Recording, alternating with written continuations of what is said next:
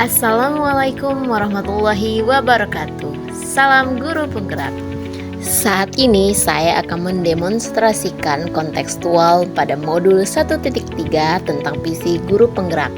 Bersama saya Mepina, guru dari SMP Satap 2 Gedung Meneng, CGP Angkatan 11 Kabupaten Tulang Bawang.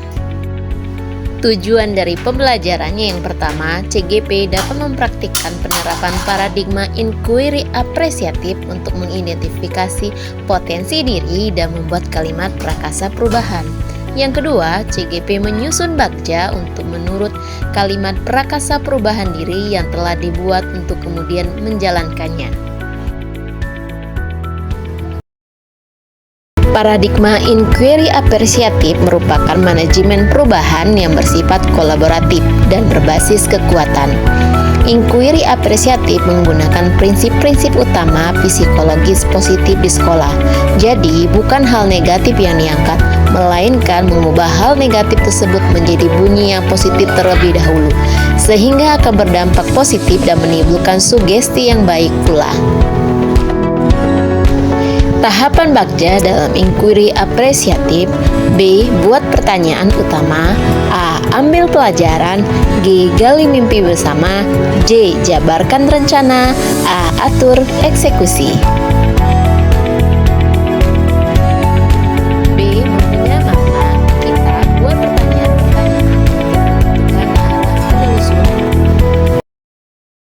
Tahapan kedua, ambil pelajaran, menemukanali potensi, kekuatan, peluang lewat penyelidikan yang akan membantu bagaimana pengalaman positif dari individu atau organisasi yang akan dijadikan pembelajaran.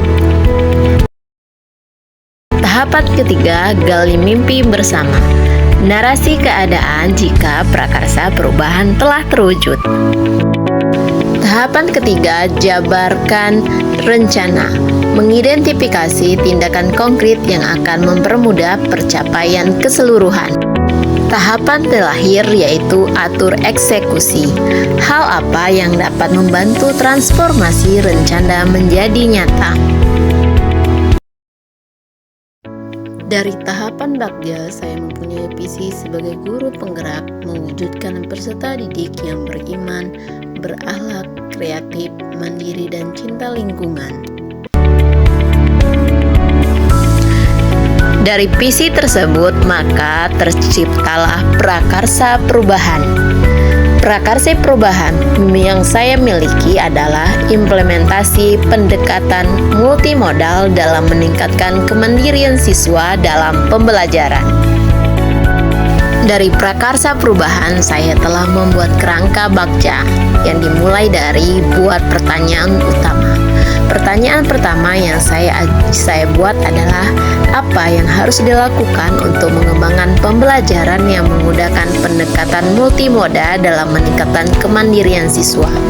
Yang kedua adalah langkah-langkah apa yang perlu dipersiapkan untuk mengimplementasi pendekatan multimoda dalam pembelajaran. Lalu, tindakan yang akan saya lakukan yang pertama, melakukan kolaborasi dengan kepala sekolah dan untuk mengembangkan pembelajaran yang menerapkan multimoda. Yang selanjutnya, mencari referensi dari berbagai sumber. Yang terakhir, tindakan yang akan saya lakukan, melaksanakan pembelajaran yang bervariasi. Pertanyaan yang saya buat dalam tahapan ambil pelajaran yang pertama, siapakah orang yang sudah memiliki pengalaman menggunakan pendekatan multimoda dalam pembelajaran? Yang kedua, aktivasi apa yang dapat membuat siswa menjadi lebih mandiri dalam menggunakan pendekatan multimoda? Yang ketiga, keterampilan apa yang telah saya miliki untuk mendukung menggunakan pendekatan multimoda? Untuk daftar tindakan atau penyelidikan yang saya lakukan, yang pertama, melakukan wawancara guru, kepala sekolah, atau murid. Untuk mengetahui guru yang sudah menggunakan pendekatan multimoda. Yang kedua, tindakan yang akan saya lakukan mencari referensi di PMM bagaimana mengembangkan pembelajaran dengan menggunakan pendekatan multimoda. Yang ketiga, meminta anak memberikan pendapat terkait apa yang menjadi kebutuhan mereka dalam pembelajaran. Tahapan yang ketiga, gali mimpi. Pertanyaan yang telah saya buat, apakah ada dampak positif dari pembelajaran yang menggunakan pendekatan multimoda? Pertanyaan kedua, apa saja yang dapat dilakukan dalam mengembangkan pembelajaran yang mandiri dengan menggunakan pendekatan multimoda? Tindakan atau penyelidikan yang akan saya lakukan yang saat pertama, mencari referensi media yang dapat digunakan untuk meningkatkan pembelajaran yang mandiri dalam menggunakan multimoda pendekatan. Pertindakan yang kedua, melakukan observasi untuk mengetahui perkembangan pembelajaran. Tindakan yang keempat, mencatat setiap progres yang dihasilkan dari pembelajaran. Tindakan yang keempat, melakukan refleksi diri, apa hal yang lain yang perlu ditingkatkan. Dalam tahapan jabarkan rencana, pertanyaan yang telah dibuat yang pertama, apa langkah yang untuk mewujudkan pembelajaran yang mandiri dalam menggunakan pendekatan multimoda? Pertanyaan kedua, apa langkah sederhana yang dapat dilakukan untuk meningkatkan kemandirian siswa dalam pelajaran dengan menggunakan pendekatan multimoda? Tindakan atau penyelidikan yang dapat saya lakukan yang pertama, melakukan komunikasi yang baik dengan murid dari hati ke hati. Melakukan pendekatan dengan siswa secara pelan-pelan. Tindakan yang ketiga, memberikan arahan kepada siswa tentang minat bakat dan dalam menggali potensi siswa.